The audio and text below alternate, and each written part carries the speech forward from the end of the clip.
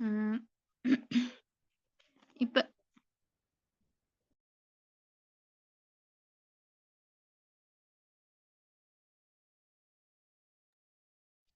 இப்ப வந்து நம்ம பென்சீன்ட அ அலசனேற்றம் தான் பார்க்க போறோம். இப்ப பென்சீன் இருக்குது.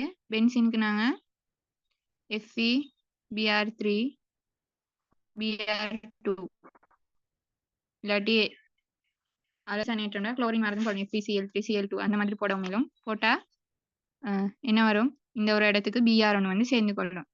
தானே? இது மாற்றீடுல பார்த்தது. அப்ப இது என்ன பொறிமுறையில என்ன வகை பொறிமுறை? இலத்திரன் நாட்ட பிரதியீட்டு பொறிமுறை. அப்ப இதுல இலத்திரன் நாடி யாரு? Br பிளஸ் தான் வந்து இலத்திரன் நாடி. சரி, அப்ப நாங்க ஃபர்ஸ்ட் ஸ்டெப்ல என்ன செய்யணும்? இலத்திரன் நாடியை உருவாக்கணும். இலத்திரன் நாடியை உருவாக்குறதுக்கு இவர்ல இருந்து உருவாக்கணும். Br2ல இருந்து உருவாக்கணும். இவர் தான் யாரு? ஊக்கி. அப்ப இது சரியா இந்த AlCl3 மாதிரியே தான் இந்த FeBr3ன்றதும் இல்லாட்டி FeCl3ன்றது. சரியா? FeCl3 போடுறது வந்து Cl2 போடக்கொள்ள, Br2 போடக்கொள்ள போடுறது FeBr3 போடுறது. அப்ப Br2 இதுக்கு என்ன சேர்க்கிறோம்? FeBr3 சேர்க்கிறோம். சரியா? இது அந்த AlCl3க்கு நடனமே. இந்த Br எப்படி இருக்கும்? Br இன்னொரு Br. சரியா? இவருக்கு தனிச்சோடி இப்படி தானே 3 நிக்கும். இவர்ல ஒரு தனிச்சோடியை யாருக்கு கொடுக்குறோம்? இந்த Feக்கு கொடுக்குற. குடுக்கல என்ன உருவாகும்? Br Br இவர்கிட்ட இருக்கிற தனிச்சோடி Feக்கு கொடுத்தனால இங்க ஒரு ஈதட் பிணைப்பு உருவாகி இப்படி வரும். FeBr3 இங்க ஒரு ஈதட் பிணைப்பு. இவர் கொடுத்தனால இவருக்கு பிளஸும் இவர் எடுத்தனால இவருக்கு மைனஸும் வரும். இப்படி வரும். விளங்குதா?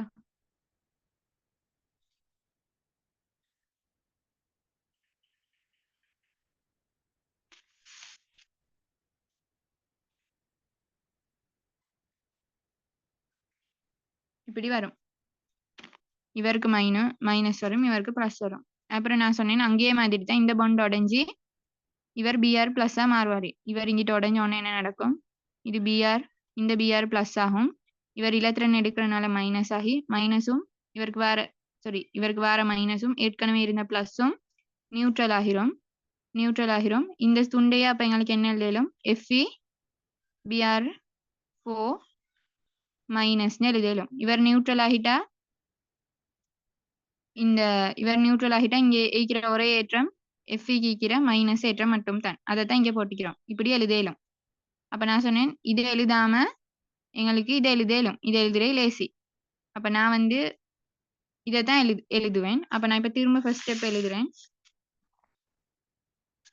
நான் திரும்ப இதை வச்சுட்டு நான் திரும்ப ஃபர்ஸ்ட் ஸ்டெப் எழுதுறேன். Br2 FeBr3 என்ன வரும்? Br பிளஸ் அதோட FeBr4 மைனஸ். சரியா? இது எப்படி வருதுன்னு சொல்றதுக்கு தான் மேலே வைக்கிறதெல்லாம் சொன்னேன். அதெல்லாம் தேவையில்ல. இது எழுதினா சரி. உங்களுக்கு விளங்குறதுக்காகத்தான் அதை சொன்னேன். இப்ப நாங்க என்ன ரெண்டாவது ஸ்டெப்ல என்ன செய்யணும்? இந்த Br பிளஸ் பென்சீன் எடுக்கணும். இந்த பென்சீன் 1 2 3 டபுள் பாண்ட் இருக்குது. இந்த டபுள் பாண்ட் உடைச்சு இந்த Br பிளஸ் எடுக்கணும். அப்ப அதை இங்க கிட்ட எழுதி கொள்றேன். Br பிளஸ் FeBr4 மைனஸ் இப்படி இருக்குது. இப்ப இந்த கார்பன் பென்சீன்ல இருக்கிற கார்பன் டபுள் பாண்ட் உடைக்கிற ரூல்ஸ் பார்க்கணும். ஏரோ எங்க ஸ்டார்ட் ஆகணும்? இரட்டை பிணைப்புல இருந்து ஸ்டார்ட் ஆகி இலத்திரன் நாடியில முடியணும். இரட்டை பிணைப்புல ஸ்டார்ட் ஆகி இலத்திரன் நாடியில முடியணும். Br பிளஸ் தான் இலத்திரன் நாடி. இப்படி வரும். வந்து எங்களுக்கு விளைவு என்ன வரும்? விளைவு வரும். சரியா?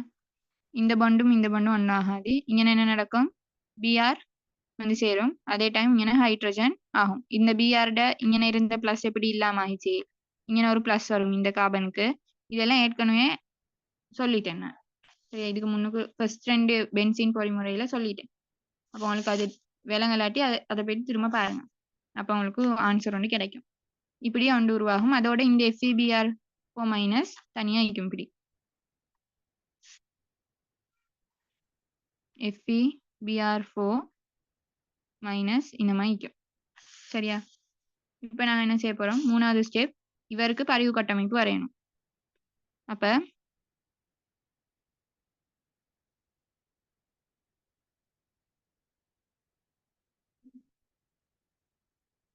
பரிவு கட்டமைப்பு உருவாக்கல ரூல்ஸ் எங்க பரிவு கட்டமைப்பு உருவாக்கல இந்த டபுள் பாண்டை உடைச்சு இங்கே ஒரு டபுள் பாண்ட் உருவாக்க போகிறோம். அப்போ டபுள் பாண்ட் உடைக்கத்தானே போகிறோம். உடையக்கொள்ள என்ன செய்யணும், இரட்டை பிணைப்புல இருந்து ஸ்டார்ட் பண்ணி அருகிலுள்ள நேரேற்ற கார்பன் கார்பன் ஒற்றை பிணைப்புல முடியணும். அருகிலுள்ள நேரேற்ற கார்பன் கார்பன் ஒற்றை பிணைப்பு இது. அப்ப எப்படி வரும், இந்த மாதிரி வரும். சரியா? இந்த ஒற்றை பிணைப்புக்கு தான் நான் அரோட இதை போட்டு தலையை போட்டிக்கிறேன், இங்க போட்டு இல்ல. சரியா? அங்க போட்டா பில. சரியா? அப்ப பரிவு கட்டமைப்புனால இந்த அரோ தான் போடணும்.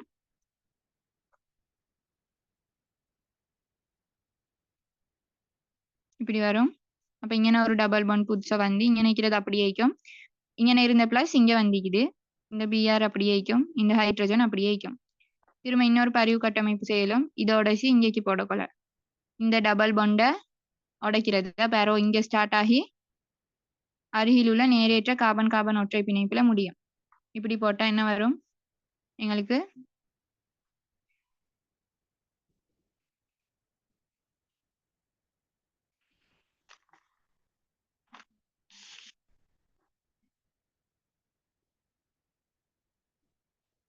இங்கே ஒரு பிஆரிக்கும் இங்கே ஹெச்சிக்கும் இங்கே பாண்ட் இங்கே பிளஸ். சரியா? வந்திக்கும்.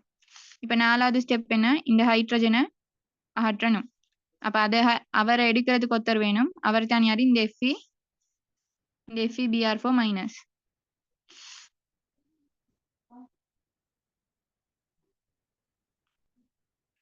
பிஆர், இந்த ஹெச், இந்த எஃப்இ இங்கே பிளஸ் ஒன்றிக்கு எஃப்இ பிஆர்4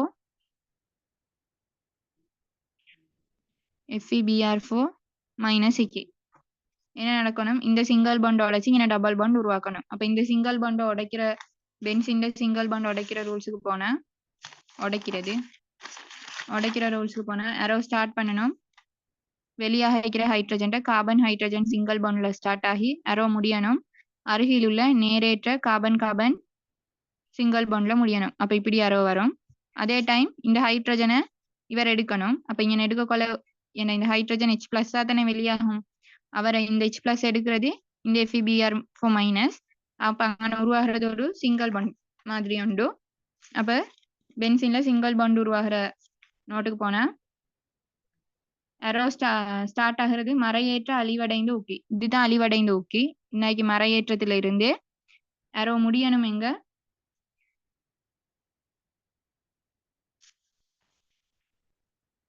வெளியேற இருக்கிற ஹைட்ரஜன்ல முடியணும். இவர் தானே வெளியேற போற ஹைட்ரஜன் இப்படி வரணும். இப்படி வந்தா எங்களுக்கு கடைசி என்ன வரும், இந்த இப்படி வந்து இங்கே ஒரு பாண்ட் இங்கே ஒரு பாண்ட் இங்கே அந்த பிஆரிக்கும் இந்த ஹைட்ரஜன் போக்கல இங்கே ஒரு டபுள் பாண்ட் உருவாகும். இந்த பிளஸ் இல்லாம போகும், ஏ இல்லாம போகுது. இங்க நினைக்கிற கார்பனுக்கு எத்தனை பாண்ட் இருக்குது, 2, இங்கே 3, இங்க நினைக்கிற ஒரு ஹைட்ரஜன் உண்டு, நாங்க எழுதாத ஹைட்ரஜன் உண்டு 4. அப்ப 4 சரியா இருக்குது கார்பனுக்கு. அப்ப இங்கே பிளஸோ மைனஸோ வர இல்லாத, அதனால அந்த பிளஸ் இல்லாம ஆகிரும். இந்த H இந்த FeBr4 மைனஸ் எடுக்கும். அப்ப எங்களுக்கு இப்படி எழுதலாம், FeBr4 மைனஸ் H பிளஸ். இந்த மாதிரி எழுதுறல, நாங்க இதை எழுதுறது இப்படி HBr பிளஸ் FeBr3 பிரிச்சு எழுதுற. இந்த ஸ்டார்ட்ல போட்ட ஊக்கி லாஸ்ட்ல எங்களுக்கு என்ன கிடைச்சிருச்சு, இந்த ஸ்டார்ட்ல போட்ட ஊக்கி லாஸ்ட்ல திரும்ப கிடைச்சிருச்சு. சரியா? அப்ப இதுதான் வந்து பென்சின் அலசனேற்ற தாக்க பொறிமுறை. சரியா? இப்ப எக்ஸாமுக்கு எழுதக்கொள்ள பொதுவா இந்த மாதிரி தர மாட்டாங்க. அப்படின்னா இப்படி துண்டு துண்டா உடைச்சி தர மாட்டாங்க, இதை கண்டினியூவா தான் தருவாங்க. இந்த ஸ்டெப்பை தந்துட்டு இதுல இருந்து இப்படி கண்டினியூவஸா ஒரு இதுதான் தருவாங்க. நாங்க இப்படி ஒன்று தானே எழுதிக்கிறோம். அதெல்லாம் சேர்த்து எழுதினா சரி. சேர்த்து எழுதுறது கஷ்டம் இல்ல. இப்ப நான் எக்ஸாமுக்கு எழுதக்கொள்ள எப்படி எழுதணும்னு சொல்றேன். ஃபர்ஸ்ட் ஸ்டெப் அதே மாதிரி எழுதணும். ஃபர்ஸ்ட் ஸ்டெப்புன்னு எல்லாம் போட தேவையில்ல, எழுதுங்க சும்மா. இது உங்களுக்கு படிக்கிறதுக்கு நோட்ல ஒழுங்கா வைக்கணும் தானே, அதுக்காக தான் இப்படி ஃபர்ஸ்ட் இது மாதிரி எழுதிக்கி. நோட்ல ஒழுங்கா வைக்கணுன்றதுக்கு தான் இப்படி எழுதிக்கி. நீங்க ஆன்சர் எழுதக்கொள்ள எக்ஸாம்ல எழுதக்கொள்ள BR2 FVBR3 போட்டு என்ன வரும், இலத்திர நாடி உருவாக்குறதை எழுதுங்க. ஃபர்ஸ்ட்டுக்கு எழுதினா FVBR4- இப்படி வரும். இதுக்கு மார்க்ஸ் தருவாங்க. சரியா? அதுக்கு போற என்ன செய்யணும், இந்த BR பிளஸ் பென்சின் எடுக்கணும் தானே, அதை எழுதுங்க. இப்படி இப்படி BR பிளஸ் FVBR4- இப்படி இருக்குது. இப்ப என்ன நடக்கும், இதை வந்து இதை எடுக்கும். சரியா? இப்ப நான் திரும்ப இதெல்லாம் விளங்கப்படுத்தல, ஏன்னா இப்பதானே சொன்னேன். இவர் எடுப்பாரு எப்படி இந்த பாண்ட் உருவாகுது, அந்த ரூல்ஸ் எல்லாம் உங்கள்ட்ட இருக்குது. அதெல்லாம் ஃபர்ஸ்ட் சொல்றேன், இப்ப திரும்ப சொல்லல. இது எப்படி எக்ஸாம்க்கு எழுதணும்ன்றதை தான் நான் எழுதி காட்டுறேன். சரியா? இப்படி எடுக்கிறேன். எடுத்தோன்னே எங்களுக்கு என்ன வரும், இந்த மாதிரி ஒன்று வரும்.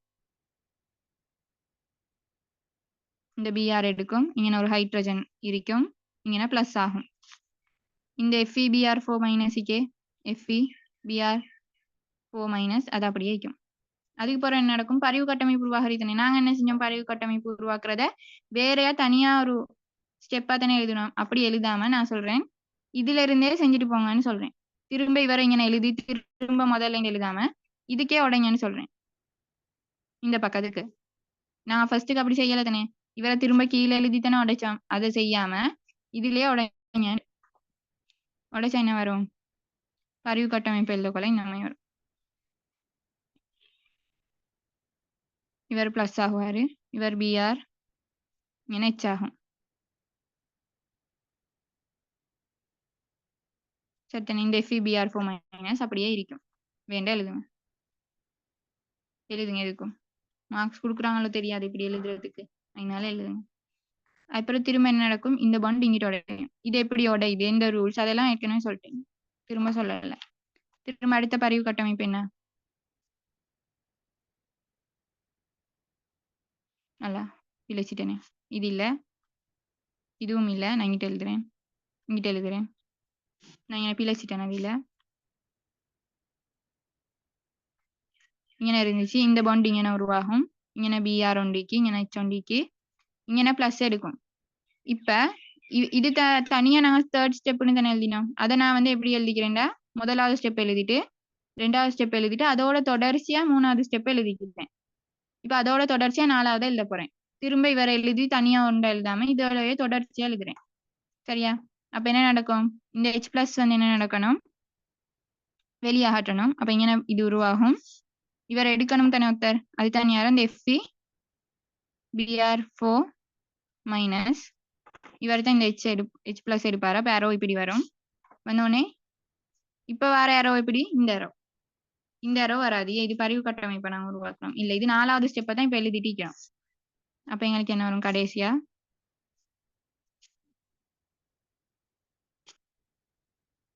சரியா, இங்க ஒரு பாண்ட், இங்க ஒரு பாண்ட், இங்க ஒரு பாண்ட், இங்க ஒரு BR. இந்த H வந்து இந்த FeBr4- எடுத்தனால எங்களுக்கு FeBr3யும் HBr வரும். இது நான் இது கொஞ்சம் என்ன அலங்கோலமா எழுதி வச்சுக்கிறேன். இது எழுதின போறோம். இதுல இருந்து நீட்டுக்கு வேணா உங்களுக்கு எழுதிட்டு போயிடும். தாள் ஆனா அவளை இடம் மிக்காது. அப்ப எங்களுக்கு கீழே கீழே சரியான இதுக்கு காட்டினா சரி. இப்படி இப்படி வளைஞ்சு போனாலும் சரியா காட்டினா சரி. ஆனா 7 அளவு நீட்டத்துக்கு எழுத பாருங்க. இப்படி எழுத இயலும் எனக்கு. சரியா? இந்த இப்படி வருது. சரியா? நான் அந்த துண்டு துண்டு துண்டா பிரிக்காம ஃபுல்லா சேர்த்து எழுதிக்கிறேன். உங்களுக்கு ஸ்கீம்லயும் அந்த மாதிரி தான் தருவாங்க. அப்ப நீங்க இதை ஃபர்ஸ்ட்டுக்கு ஒரு தடவை படிப்பீங்க தானே, பார்த்த போறோம் ஒரு தடவை நீங்க படிப்பீங்க தானே. படிக்கக்குள்ள இப்படி படிங்க. படிச்சுட்டு பேப்பர் கேள்வி செய்யக்குள்ள இந்த மாதிரி எழுதுறதுக்கு ட்ரை பண்ணுங்க. சரியா? அது அவ்வளவு கஷ்டம் இல்லை ஒன்றும். அதே தான் அந்த ரெண்டாவதோடைய சேர்த்து மூணாவது எழுதி மூணாவதோடைய சேர்த்து நாலாவதையும் எழுதிக்கிறேன். அவ்வளவுதான் வித்தியாசம். முதலாவது எப்படியும் தனியா தான் எழுதணும். இப்படி இருக்குது. இப்படிதான் எக்ஸாமுக்கு ஆன்சர்ல கொடுக்குறோம். அப்ப அவங்க ஒவ்வொன்றுக்கும் தனித்தனியா அரோ எல்லாம் பார்ப்பாங்க. பார்த்து ஒவ்வொன்றுக்கும் அரோ சரியா போட்டீங்கன்னா அதுக்கு ஒவ்வொரு மார்க்ஸ் அப்படி பிரிச்சு பிரிச்சு கொடுத்திப்பாங்க. நீங்க சரியா எழுதினா சரி. அவ்வளவுதான். இப்ப நீங்க வந்து இப்ப நீங்க ஒரு பொறிமுறையை எழுதிட்டீங்க. ஒரு பொறிமுறை எழுதி உங்களுக்கு இந்த என்னது இந்த மாதிரி அலசனேற்ற பொறிமுறையை எழுத சொல்றாங்க. நீங்க பொறிமுறை எழுதிட்டீங்க. இப்ப உங்களுக்கு இது சரியான ஒரு சரியா அப்படின்றது மாதிரி பார்க்கலாம். எப்படின்னா நீங்க சரியா இந்த bond எல்லாம் உடைச்சு போட்டிருந்தீங்கன்னு சொன்னா உங்களோட ஃபர்ஸ்ட் கட்டமைப்பிக்கே அதாவது அவங்க இப்படித்தானே தருவாங்க. அவங்க தரக்குள்ள அந்த பென்சின் இதாயிக்கும். இந்த மாதிரி ஒரு ஆர்டருக்கு பிணைப்புகளை தந்திப்பாங்க. இல்லாட்டி நீங்க எழுதக்கொள்ள நாங்க சொல்லுவோம் நான் எழுதக்கொள்ள இப்படி என்ன சொல்றது கிளாக் வைஸுக்கு தானே இதை போட்டிக்கிறேன். இங்கிட்ட ஒன்று ஒன்று விட்டு இப்படித்தானே போட்டிக்கிறேன் டபுள் bond எல்லாம். அதே நான் கடைசிக்கு இதை பொறிமுறை எல்லாம் எடுத்து முடியக்கொள்ள இங்க இருந்த டபுள் bondம் இந்த இருக்கிற டபுள் bondம் மாறிக்கும். இங்கே எம்டியான இருந்த இடத்துல டபுள் bond வந்திக்கும். விளங்குதா? சரியா பார்த்தா விளங்கும். அப்படின்னா நீங்க செஞ்ச பொறிமுறை சரி அப்படின்னு எனக்கு கன்ஃபார்ம் பண்ணி கொள்ளலாம். ஆனா உள்ளுக்கு அறவெல்லாம் சரியா போட்டிக்கணும். இதை ரெண்டை மட்டும் எழுதி வச்சு உள்ளுக்கெல்லாம் பிள்ளையா பிள்ளை தான். சரியா? நீங்க ஒவ்வொரு பொறிமுறை எடுத்து பார்த்தாலும் சரி இந்த இப்படி இருந்த ஆர்டருக்கு இருந்தது ஆர்டர் மாறித்தான் கடைசிக்கு வந்திக்கும் பொறிமுறை முடிய கொள்ள. சரியா? அவ்வளவுதான் லெசன். இப்ப ஒவ்வொரு வருஷத்துல ஒவ்வொன்று கேட்குறீங்க. நாளில் ஏதாவது ஒன்று கேட்பாங்க. திரும்ப திரும்ப கேட்கிறாங்க. அப்ப நீங்க ஒரே கேள்வி திரும்ப திரும்ப இருக்குதுன்னு சொல்லி ஒரு தடவை செஞ்சுட்டு வைக்காம ஒவ்வொரு தடவையும் இந்த மாதிரி எக்ஸாம் பேப்பர்ல இருக்கிறதுக்கு இந்த மாதிரி ஆன்சர் பண்ண ட்ரை பண்ணுங்க. படிக்கக்கொள்ள இப்படி படிச்சிருங்க. ஃபர்ஸ்ட்டுக்கு சொன்ன மாதிரி இந்த மாதிரி தனித்தனியா ஒவ்வொன்றா படிச்சுக்கோங்க. உங்களுக்கு லேசிக்காது. எழுதக்கொள்ள எல்லாம் சேர்த்து எழுதுங்க. ஏன்னா இது நாங்களே உருவாக்கி கொண்டே தானே 4 ஸ்டெப் இருக்குதுலாம் எக்ஸாம்ல திருத்திராக்கள் அப்படி சொல்லலையே எங்களுக்கு புக்ல எல்லாம் 4 ஸ்டெப் இருக்குதுன்னு சொல்லிக்கோ தெரியா. எனக்கு தெரியா. இது நாங்க படிக்கக்கொள்ள 4 குறைச்சு படிக்கிறேன். அப்ப எங்களுக்கு எக்ஸாம்ல போயிட்டு நான் இப்படிதான் படிச்சேன்னு சொல்லி எனக்கு எழுது எல்லாரே. அப்ப பொதுவா இந்த மாதிரி தான் எழுதணும். சரியா? அப்ப 7 மாநாளும் இதுக்கு ட்ரை பண்ணுங்க. இது ஒன்றும் அவ்வளோ கஷ்டம் இல்லை. சரியா? அவ்வளவுதான். பொறிமுறை ஃபுல்லா முடிஞ்சு எல்லா பொறிமுறையும் பார்த்துட்டோம். இப்ப ஒவ்வொரு பேப்பர்ல இருக்கிற ஒவ்வொரு பொறிமுறையும் பொறிமுறை ரூல்ஸ் வச்சுக்கொண்டு எழுதி பார்க்க பொறிமுறை ரூல்ஸ் எதுவும் பாடமாக்குறல அந்த ரூல்ஸ் வச்சுக்கொண்டு பார்த்து செய்யணும். அப்போ கொஞ்ச நாள் போக்கல உங்களுக்கு அது ரூல்ஸ் பார்க்காம செய்யற அளவுக்கு உங்களுக்கு நீங்க பாடமாக்கிக்க மாட்டீங்க ரூல்ஸ் எல்லாம். ஆனா உங்களுக்கே பழகிடும் இப்படித்தான் எழுதணும் அப்படின்ட்டு. அதே அந்த இருக்கிற கொஞ்சம் பொறிமுறையை தான் திரும்ப திரும்ப கேட்பாங்க. சில டைம் தான் ஏதாவது ஒரு ஹிண்ட் ஒன்று தந்து அதுக்கு சொல்லுவாங்க. அப்ப உங்களுக்கு அந்த ஹிண்ட்டுக்கு அவங்க தந்த இது எங்களுக்கு புக்ல இருக்கிற ஒரு பொறிமுறை தான் அவங்க ஹிண்ட்டுக்கு தருவாங்க. அப்ப அதை வச்சுக்கொண்டு எங்களுக்கு அவங்க புதுசா தந்ததை செஞ்சு கொள்ளலாம். பொதுவா அப்படி கேட்கறதில்ல. அதே புக்ல இருக்கிற அந்த இப்ப நாங்க சொல்லி தந்தது இதே நோட்ல இருக்குதே அதுகளையே தான் திரும்ப திரும்ப கேட்கிறேன். அப்ப கேள்வி எல்லாம் செஞ்சு பாருங்க. அப்ப ரூல்ஸ் எல்லாம் பாடமாக்கத்தோட தானே நினைக்கும். அவ்வளவுதான். அப்படி செய்யாட்டி நினைக்காது. வீடியோ பார்த்துட்டு சும்மா இருந்தா அப்படியே தேங்க வரும். அவ்வளவுதான் முடிஞ்சு பொறிமுறையெல்லாம் முடிஞ்சு. அடுத்து இனம் காணும் சோதனைகள் அத படிச்சுட்டா அப்புறம் சமபகுதியா அது சமபகுதியோட எல்லாம் முடிஞ்சு ஆர்கானிக் முடிஞ்சு அவ்வளவுதான்.